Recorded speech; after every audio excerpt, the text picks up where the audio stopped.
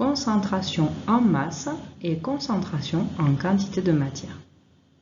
En classe de seconde, tu as étudié qu'un solide, que l'on appelle un soluté, peut être introduit dans un solvant, communément de l'eau. Et lorsque l'on agite, le soluté va se dissoudre, on ne le verra plus à l'œil nu.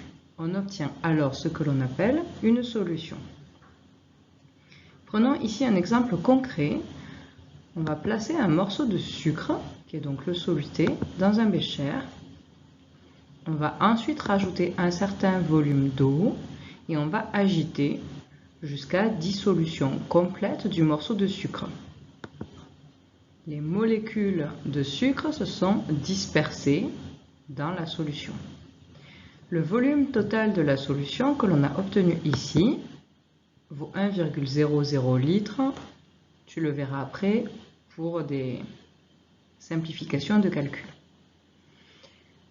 Cette solution que l'on vient de préparer est caractérisée par sa concentration en masse. La concentration en masse nous indique la masse de sucre par litre de solution.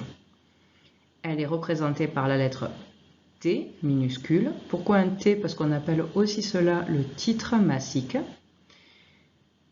Et donc la concentration en masse T se calcule en faisant la masse du soluté sur le volume de la solution. Pour ce qui est des unités, la masse est en grammes en chimie, le volume en litres, et donc la concentration en masse sera en grammes par litre, que l'on peut aussi écrire des grammes fois des litres moins 1. Les deux notations signifient exactement la même chose. Tu peux utiliser la notation que tu souhaites, seulement dans un énoncé, si tu vois grammes par litre ou grammes fois litre moins 1, il faut que tu saches que c'est exactement la même chose. Alors, dans le cas particulier, on n'écrirait pas TA, A étant le soluté, égale MA sur V solution, mais le soluté étant le sucre, on va l'adapter en écrivant T sucre égale M sucre sur V solution. Si on fait le calcul, la masse d'un morceau de sucre standard est de 5,95 grammes. Donc on remplace la masse du sucre par 5,95 grammes et le volume de la solution par 1,00 litres. Bon, 5,95 divisé par 1, ça fait 5,95 grammes par litre.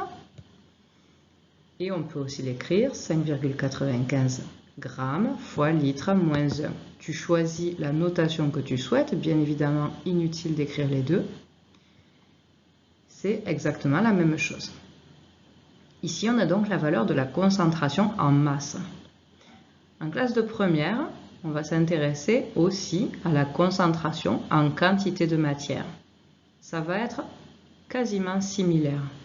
La seule différence, c'est qu'au lieu de s'intéresser à la masse du morceau de sucre, on va s'intéresser à la quantité de matière de sucre qu'il y a dans un morceau de sucre. Prenons le même exemple, le morceau de sucre que je place dans le bécher, je complète avec le même volume d'eau que tout à l'heure, j'agite jusqu'à dissolution complète du morceau de sucre, l'ensemble des molécules s'est dispersé dans l'eau, j'obtiens une solution dont le volume ici est de 1,00 litres. Il s'agit exactement de la même solution que précédemment. Sauf que cette fois-ci, au lieu de s'intéresser à la concentration en masse de cette solution, on va s'intéresser à la concentration en quantité de matière. La lettre qui représente la concentration en quantité de matière est un C majuscule. Donc on écrira que la concentration du soluté A est égale non plus à la masse du soluté sur le volume de la solution, mais cette fois-ci à la quantité de matière du soluté sur le volume de la solution. La quantité de matière étant représentée par la lettre petit n. Si on prend l'exemple concret du morceau de sucre, on ne laissera pas le A entre parenthèses, mais on écrira sucre, vu que le soluté ici considéré est le sucre. C'est sucre égale N sucre sur V solution. J'ai oublié de préciser les unités.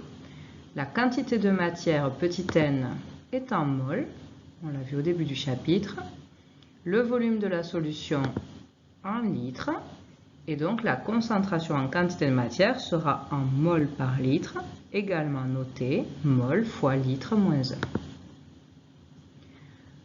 Donc dans le cas particulier de notre solution, on écrira que C sucre égale N sucre sur V solution. La quantité de matière de sucre contenue dans le morceau peut se calculer et on obtient 0,0174 mol divisé par 1,00 litre de solution. Si on fait le calcul, on trouve donc 0,0174 mol par litre, que l'on peut aussi noter 0,0174 mol fois litre moins 1. Pareil que tout à l'heure, tu choisis la notation que tu préfères, il est inutile de noter les deux. Ça, c'est la concentration en quantité de matière.